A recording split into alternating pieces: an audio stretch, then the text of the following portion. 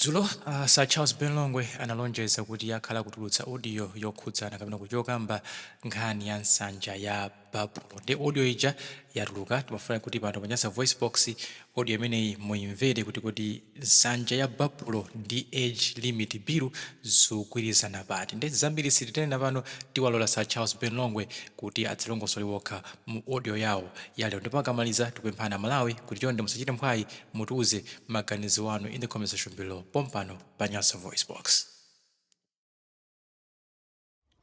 Ndi kulandireni okondedwa omvera lero lino pa 12 of March 2025, and it happens to be on Wednesday, while my time says 50 minutes after 9 a.m. meneli 10 minutes to 10 chigawo chimene chakumawa, ndipo mbwalo limeneli muli ndine Sir Charles Benlongwe. Ndikulandireni mote uchoka kuno University of Hard Knocks kumene sitinyengerera munthu. Kuno ndi ku University of Hard Knocks sitinyengerera munthu. Ngakhale ine Benlongwe amene ndikuyankhula mu VNE poyenera kuti ndipepese ndimapepesa ku University of Hard Knocks ndalakwisa pepani nde kunoko ku University of Hard Knocks. Kunoko sititengera kuti awanda Benlongwe akamayankhula Benlongwe mwini wakeyo akamayankhula wa ku University of Hard Knocks ngati walakwisa mana kuti pepani. Ulendo wina natulusa audio nasokoneza nkhani za DPP ndi alliance ya UDF ndinabweraso pompa pa University of Hard Knocks. Guys a DPP pepani nakulakwira ndi pepani nde kunoko kuno. Kono sindinyengerera kuti ati popeza ine ndi Benlongwe nde ndizimbambaisa. Ngati ne mwini wake ne sindizimbambaisa. Who are you? Iwe ndani? Iweyo ndani? Inetu sindimazichekenira. Ndikalakwisa ndimabwera pa guys ndalakwisa pepani, I'm sorry. Nde ku University of Hard Knocks. Nenga ndipali anthu ena ake ona kuti those people they have to be taken like an egg. Ndesi kunoko yayi. Kunoko timayagabadula zenize. Ndelero ndifuna ndiyambe nkhani imene nainena dzulo yokhuza na Babylon. Nkhani ya Babylon mukayipeza ku Genesis. Mukayipeza kumeneko the book of the beginning, book la chiyambi mukayipeza kumeneko. Pamene anthu pa dziko lapasi adagwirizana. Guys, kumwamba kuja ukhanga ndikutali koma titati timange chisanja pano tikafika. Nde adagwirizana mankhula chiyankhulo chimodzi anamvana ndipo adagwirizana. Tiye ntipange anthu adakhala tu pansi fans imene akhala pansi kumapanga plan yathu ikhala iyi kusankha ma architect opanga design plan sifanso kuti chinthu chimene amachimanga chija chitawo chimafuna kumanga suti anangochimanga mozerezeka yayi. Panalibe swauleso ngoonerera ndifuna ndikuuzeni. Panalibe ngoonerera kuti ineyo ndikhala ndizingoonerera mene muzimangira kunalibe aliyesa anali busy amagwira ntchito yachi mu office yake. Ma architect amapanga zawo architect. Ojambula mene chionekere chinthucho. Suti china chinyamasewera. Opanga ma measurement kulemba pasi pa kupanga chani bize pamenepo. Okumba foundation kuyamba kukumba foundation, and foundation suti nali amasewera imamangidwa kolingana ndi mene kupitidwa kumalo kwa chinthu chimene chikumangidwacho. Opanga zima steps so tikafika maleva tizipanga bwanji. Anapanga zimene zozo kumapanga aliyense anali mu office mwake amagwira ntchito yachi. Panalibe kuti ata ineyo ndingokhala pano ndizionerera. Iyayi anthu adagwirizana and language yawo inali imodzi kumanga nsanja ya Babylon. Nifuna mundimvese bwinobwino pamenepa. Kumalawi kuno tisama pasane zinyengo ndikumanamizana ndikumaona ngati kuti anthu ena ake ndiosweka mitu ndiotani.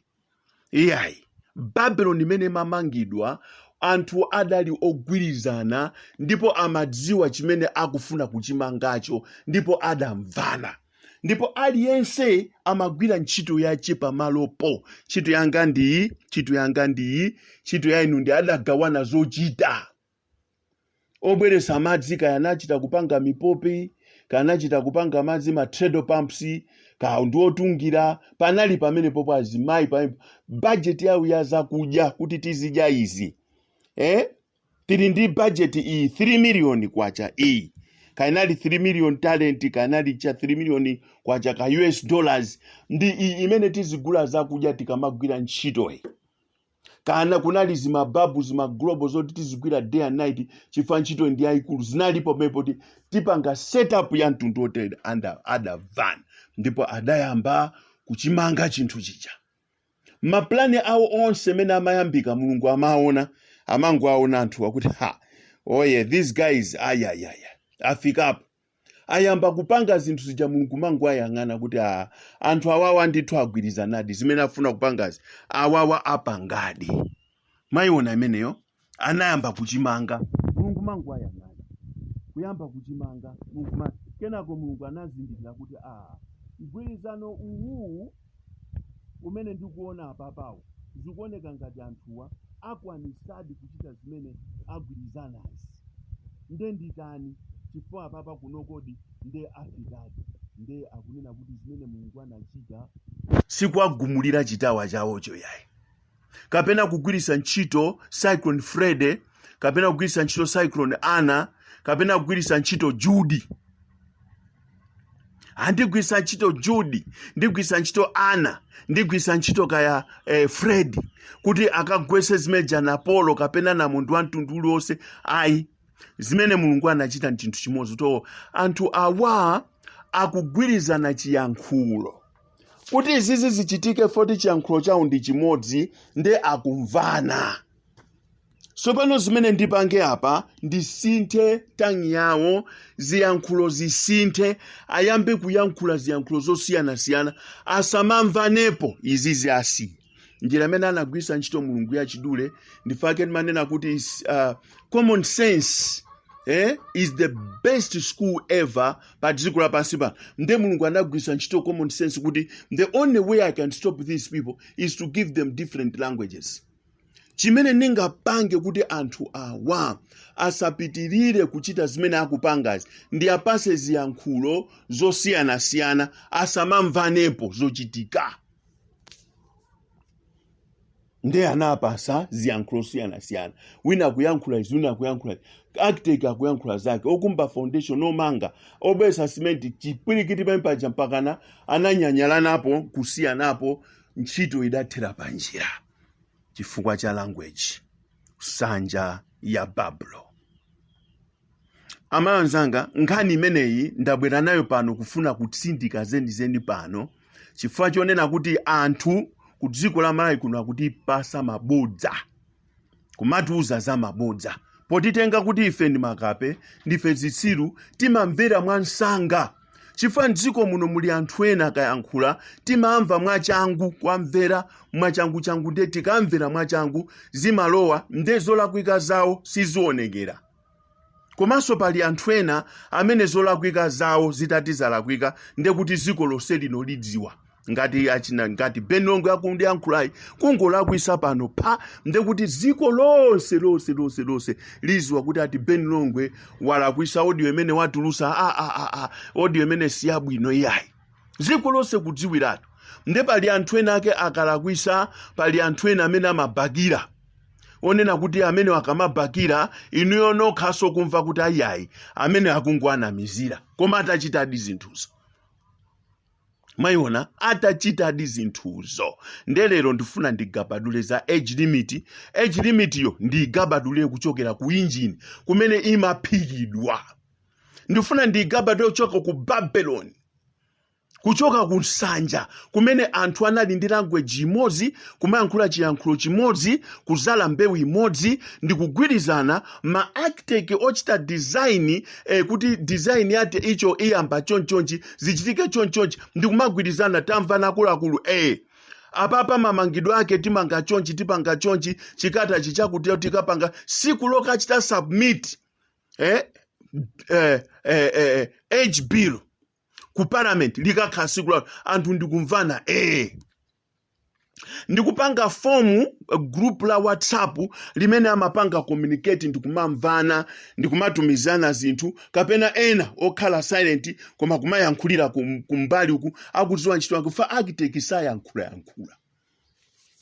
makosana architect sayankhula ndipo architect sabwera pamalo pamene pamamangidwapo anthu ophunzira amene amadziwa zimene zakudziwa architect amakhala ndi ofesi yake kwina kwachi koma ali designer opanga design maonekedwe a chinthucho kuti chizaoneka chonchi foundation izalowa deep chonchi bazalowa cement okwana chonchi koma sayankhula amakhala ndi yake ofesi mwayiona imeneyo sadziwa kuti akamange chimenecho ndi ndani kapena kuti builder kapena foreman ndi ndani iye amangopanga design chinthucho mmene chionekere komano chinthucho amachiyamba ndi iyeyu architect ena amati plan designer architect amayamba plan ndi amayamba kuti ntchito ichitika amayamba ndi iyeyo mwayiona amakhala ndi ma measurements a malo okukula kwake ndipo building yekha ikulu bwanji ndi amapanga design koma iyeyo amakasaonekera amakhala sayankhulapo chilichonse akatero choncho amatenga plan ija ndikuyipanga submit kwa aini ache kuti akagwire ntchito okagwira ntchito aja kumene imapita kuja oyinyamula uja amakayika pansi ndikuyiona kumpasa foreman nde foreman ndi amene amadziwa apo kuchokapo fikapo tere kupanga ma measurement akatero choncho oyamba kukumba foundation ayambe kukumba akatero choncho oyamba kumanga ayambe kumanga ndimene tu ntchito imakhalira choncho sikuti wina aliyense pamalopo amakhala kuti ndi builder ndipo aliyense pamalopo azimanga nawo chinthucho yayi ena ntchito yawo imakhala kuti ya mu office ya pay safunanso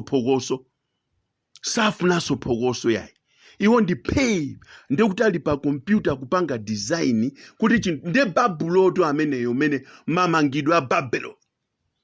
ndimene zimakhalira choncho sopano tikabwera ku age limit bill pali anthu ena ake they were playing silence ndikumaoneka ngati kuti sizikuakhuza kumalima architect madolo ache opanga design chinthu chokuti chioneke chonchi ndikukhala guys ineyo monga Ben Longwe sindikukhulupirira pano kunena kuti anthu akhoza kukhala malo amodzi ndikukhala group imodzi ndikunena kuna kuti ine palibe chimene nimapanga nimangotolapo nkhanizo nde ndikatolapo nkhanizo basi ndi zimene ndimatolapo ine koma mpaka nakukafika siku lochita submit age limit bill ndi siku limene Agape Khombe adagwidwa kaya adagwidwa kainali plani kanali tikufera nji drama kazinali zotani siku limenelo ndi limene ku parliament anakonzekera kuti kukubwera age limit bill ikubwera ndi Agape Khombe dziko lonse lidadziwa kuti siku lake ndi limenelo palibe anayankhulapo china chilichonse ma architect onse anali chete ma spy onse amene anali kumeneko palibe anayankhulapo china chilichonse onse ma spies fasi kuti tinganoti spy analiko modzi yayi analiko ma spy kumeneko sadayankhule chonse kuti guys samalani zili mwakuti zimote ozolembedwa mkatimo palibe amene akudziwa kuti munalembedwa zotani mpaka na ku parliament uja umakonzekera kuti age limit bill ikabwera izafikira kwa Honorable Chilenje iye ayikenako kwa Dausi iye ayikakenako kwa Anankhumwa iye kume kuja kukhala kuti kuli chimpwirikiti nako akudikirira age limit bill kuti ikubwera ndi Agape Khombe ndipo confirmed ngakhale pa internet kuna kuti Agape Khombe ndi amene akapange submit bill imene ma spies ma architect onse anali chetefa pa nkhani za kumanga chinthu ma architect sayankhulapo china chichonse kunali chete ndipo zimene zozo ndedongosolo lamene timamangira zinthu simanga zinthu architect alipo pazikuonera ni daily architect wabwera ndesagwira ntchito zinatu mwayiona imeneyo nde kunapita kumene kuja siku limene lolo aliyense akudikirira kuti age limit bill 2 minutes tikumva kuti ati Agape Khombe wasowa Agape Khombe sopano drama yambika Mwayiona imeneyo drama yayambika sopano. Nthawi yonse kunalizi ati kunali ma meeting kuma group ena ndi ena Malawi freedom fighters zonse zija palibe malo amene amadziwa. Palibe. Zinamba kutuluka sopano skando yachitika. Bill ija yalephereka kuti kalowe ku parliament. Agape Khombe asowa. Ndi pamene sopano kunamba kutulukano zinthu kuyamba kumva ine ndimuyamikire Kalonga Boys. Ndiyamikire Kalonga Boys famene uja ndi amene anasokolosa wapazala kuti atuluke anthu tiyambe kuthamangisa tiyambe nosopano kukhala ndi nzeru zogabadulira zina ndi zina amene uja patuka ma screenshot sopoyamba timamona ngati ozetezeka kuti awasona amango yankhula zankhutu awasona amango tere komano unapeza kuti atangovumbulusa imeneja pa ife tikumayiderera kuti iziso ndezitiso kukapeza kuti zamba kutulusa zina mpaka na lero lino amene uja ndeti mulemekeze amene uja Kalonga Boys uja amene ndeti mulemekeze fa amene uja ndi amene anatulusa zonse kuti tiziwe itaona ma screenshot awo taona ndi ma screenshot awo kenako kumabwera ina wa ifeyo ndi amene timakhala pansi kumakambirana kuti ilephereke ya zimene zisatheke zimenezo zisachitike nde tinakambirana ndi auje tinakhala pa mpaka nazintola nkhani ndithu akumene koko kumene kumakambidwako kuyamba kutuluka nde ndikumazifunsa kuti sopano nthawi yonse munakhala chete osanena kuti guys tikukambirana guys utandi kungokhala zidu mpaka na skando yachitika Malawi adziwa mmene zimayenera kuchitikira nde ndikumabwera anonso pano kumazazifotokozera just to make a name out of nothing. Ine Benongwe ndifuna nditsuse pano kuti Babeloni kapena Babulo sanja Babulo kuti ilephereke kumangidwa Mulungu adapereka ziyankhulo zosiyana-siyana nde ziyankhulo zijazambano kutuluka ena kumati ife ndi amene timapanga interview kunena kuti zimene sachitika interview yanuyo nde yabwera mochedwa information yanu fa yabwera chinthu chochita phulika kale tuchokera kuno ku University of Hard Knocks ndikugabaduleni pano ndikuuzeni chilungamo Amalawi anali pathengenenge pano ife ndikumadefenda kumayankhula izi ndi izi inuyo mukudziwa mkuti makhama meetings matani mndu amene mwalepheresa palibe amene walepheresa chifukwa ulendo Agape Khombe kupita kukasiya chikalata chake ku parliament unathira panjira amene adamutenga sitikundziwa mpaka nalero mwayiona imeneyo ndesi kuti zinthu zidalephereka iyayi ulendo ukanakhala kuti umapitirira zimatheka ndithu nde palibe amene angane kuti iyayi ife tidakhala pasi ndi amene tinapangisa kuti zilephereke zisachitike iyayi limene ndi bodza la nkunkhuniza chifukwa chokuti mvula ikagwa kumachuluka zoliralira ndinanena modio yadzo kuti kumwamba kukakwiya palibe amene amaleresa kumwamba ngati kwakwiya kuti kwakwiya palibe amene angapite kukaliresa kuti ayipepani motere ayi Mulungu akafika pamenepo ngati anali nzako chinzake chimatha ngati anali brother wako brazi chimatha ngati anali chankolo chimatha china chichonso pali osolo matha chifukwa siku limenelo kumwamba sikudadzuke bwino kukakhala kuti sikudadzuke bwino achina Ana achina Fred achina Jude amatsika kuti mwaone kuti kuliso achina Ana 8 kumwamba kuli achina Ana kumwamba kuli achina Fred kumwamba kuli achina Jude amatsika chifukwa kuti kumwamba sikupanganika mwayiona ameneyo ndiye kusanja Babulo Mulungu chimene adachita sanabwerese Ana sanabwerese Fred sanabwerese Jude chimene anabweresa Mulungu ndi chiyankhulo zosiyana-siyana ningwapasa ziyankhulo ndifake mukapeza kuti uyakuyankhula zake akupita uku uyakuyankhula zake akupita uku ife ku group kwathuku timatere timapanga ma meeting kulepheresa zimenezo yayi musaganize tangwira ndife yayi mwakutuma just to make a name out of nothing komano kunena chilungamo sanje ya Babulo imamangidwa kupanda Mulungu kubweresa ziyankhulo zanuzi zimene tikuzimva pa social media apa ndekuti zimene zimachitika kumaona kuti kumeneko kunali achina Jessica Bwira omwe ajaja mmanena pa social media ndi oyipa amene wamwakuti achina Jessica munali nawo konko ku meeting iko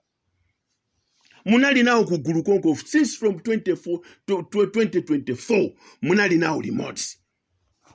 achina tolerant andanonapo tolerant munali nawo kumeneko mapanga zonse limodzi munali kumeneko mukachoka pati tikuling'alula boma la Malawi tikuang'alula abenilongewa tikuang'alula achakwerawa tikuang'alula aujewa aminisa chakucha tikuang'alula koma kuseli kumulili mozi mkucheza mukupangana zomanga nsanja ya babulo zapeduka ndikumana kuti sopano AI ena kuti yayi ine nangokhala spy kumene kufunso ndona kuti kodi uspy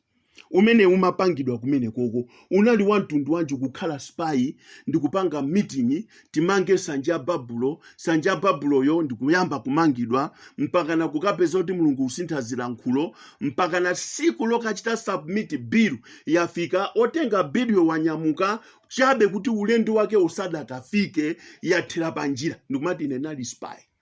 funso kodi undakhala ine mbuli ku skulu sidapite spy amagwira ntchito yanji ine mbuli ine kuti ku skulu sidapite ndinosaphunzira Amalawi madziwa solo English yanga pa social media ndiyo phwanyika yonongeka sidapite ku skulu yayi uspy tikati spy tinene kuti uyuyu zofufuza mwachinsisi zimakhala bwanji ndimasamati akafufuza ndikumabweresa zinsisi nomana kuti akuluakulu ukukuliza kuti ndipo olo iweyo utakhala kuti iweyo ukususa boma ungulisusa boma ungakhale pamodzi ndi aboma jankumacheza ndikumapangira nawo zinthu limodzi kumapanga mapa iwo ndikumakuona kuti iweyo ukuona zinsisi zawo zimene akuzikonza zinsisi zawo iweyo kumakulolera ukachoka mepopo katukwane ukakatukwana pamepopo ukupanga uspy wa ndani ukupanga uspy wa anthu akuagonesa kapena ukupanga uspy wa boma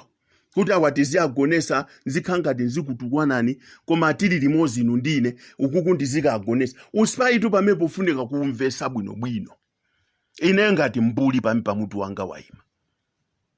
ma-architect analiko kumeneku ochita design plan from point A to point Z kumene idagwa kumene sidachitike mana kuti nali spy koma kumeneku munali ndi aboma omwe mapanga limodzi WhatsApp group imodzi ya kumachita zinthu limodzi ya kumene kujako ndumana kuti yayi ine nali spy guys ziko la Malawi tisanamizane tikuphwanyika mutu kwambiri ife ukhala pa social media papa ndikumaganiza kwambiri ma brain athu ndikumaboira kuti kodi nkhani imene tibloka bwanji kapena tiyankhule bwanji kuti mwina make zinthuzi zisafike pamene zafika iya ikuseli kundithukuli azizathu amene kuti muione nkhani 3/4 ya anthu amene amapanga amaphika zinthu zimenezi ndi anthu athu omwe amene timadalira kuti awawa ndetu kwadalira dziko la Malawi athu omwe ndipo tithokoze mulungu kuti ziyankhulo anangopereka ziyankhulo awakuyankhula akupita ine nali spy tu kumeneko ine nankhala spy kumeneko ena akupita kuya ife tinapangisa meeting kuti zinthu zilephereke kona zalephereka kuti funso kodi zalephereka ifo cha inu kapena zalephereka ifo ti Agape Khombe sadakafike kumene amapita kukapanga submit ma documents timve ziti pakati pa Agape Khombe pa social media pa internet ndi zanusi kuna kuti kodi ndinu yodi amene munanepangisa kuti zisatheke nanga nanyamuka bwanji ndikukathira ulendo wake panjira mwayiona pamenepo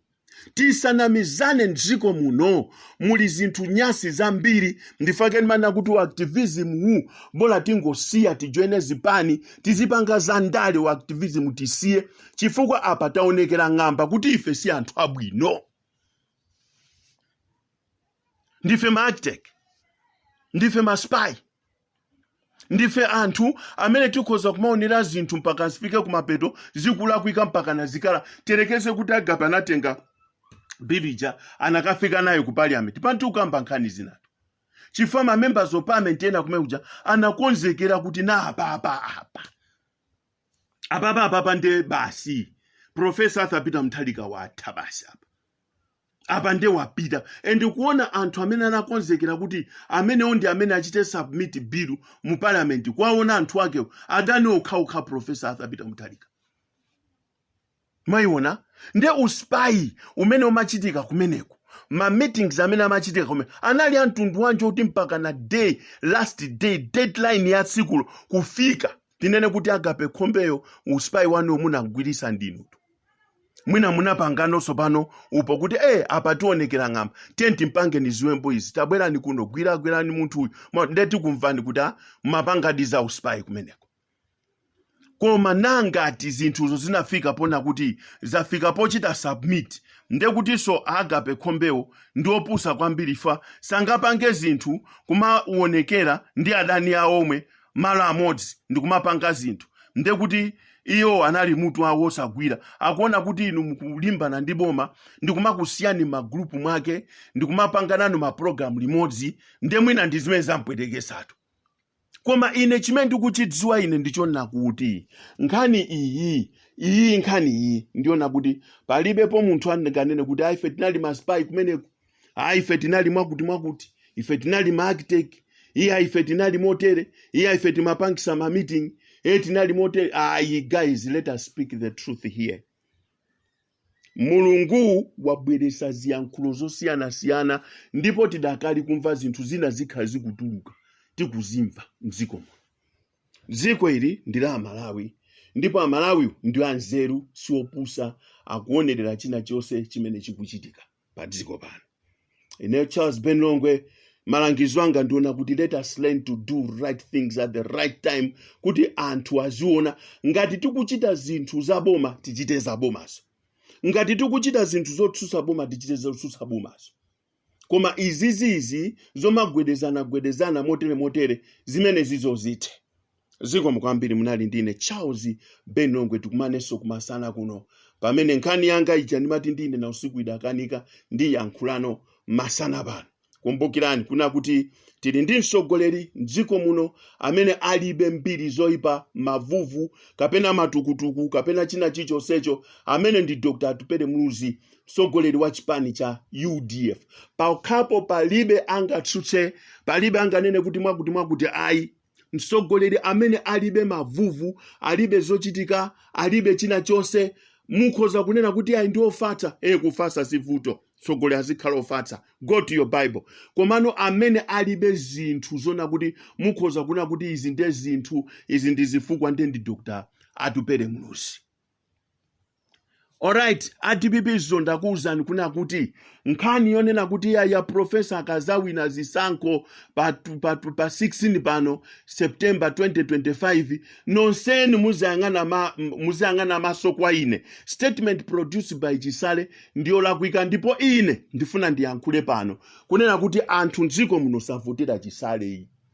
Ngati plani ya DPP iliona kuti anthu avotere Profesa Arthur Peter Mutharika kuti Chisale azakhale president wawo, zimenezo zonse siziteka tikati kuziphwasula pano mpaka namutakonza ma statement amenewa. Mwakonze ma statement amenewa za democracy zona kuti Profesa imefe sitingachinge zimenezo. Imenezo ndi democracy, ndi ufulu wa wina aliyense, kulibe wokalamba, kulibe wang'ono mu constitution yathu, aliyense akhoza kupanga zimene akufuna. Koma zoti tavotera munthu wina ngati mene tinavotera Dr. Lazarus Makafe Chakwera ndikukhala mtsogoleri kukhala Richard Chimwendo Banda amene paliponse amayima. Nkhani ya Minister of Trade akukayankha ndiye, nkhani ya Minister of Agriculture akukayankha ndiye, kukangati ndi president wa dziko lino akupereka sona ku mtundu wa Malawi. Ndi zimenezo za DPP muzitiuza ife kuna kuti yayi akazatenga Profesa Boma ife Amalawi tiziyang'ana Norman Chisale pokapo ineyo Ben Longwe mundikhulukira not in. Zikomo kwambiri ndi mukamandimva kuna kuti pano ndikupanga za UDF musamadabwe ya koma pa democratic rights ineyo ndifuna ndikuza akanati aziyankhula zimenezo kapena aziyankhula Simia Suleiman, aziyankhula Brighton Saka, aziyankhula anthu aja mukwadziwa akuluakulu a DPP aja achina George Chaponda, tizimva zimenezo. Koma osati personal bodyguard azitiuza kuti awakazangotenga boma muzayang'ana ine pano. Ndi zimenezo ifeyo zatipasa ma question mark, ndipo imene nkhani imene tijama ndipo tiyikoka mpaka na ku DPP ko kutuluke ma statement opepesa mtundu wa Malawi kuna kuti pepani izi zidalakwika sizidankhulidwe bwino. Zikomo kwambiri munali ndine Sir Charles Ben Longwe kuchokera paja pa +265 980752284 ndibwerezenso ndikunena kuti nkhani zimene zichoka kuno ku University of Hard Knocks ndi Sir Charles Benlonge +26598075284. God bless you and have a wonderful day. Thank you.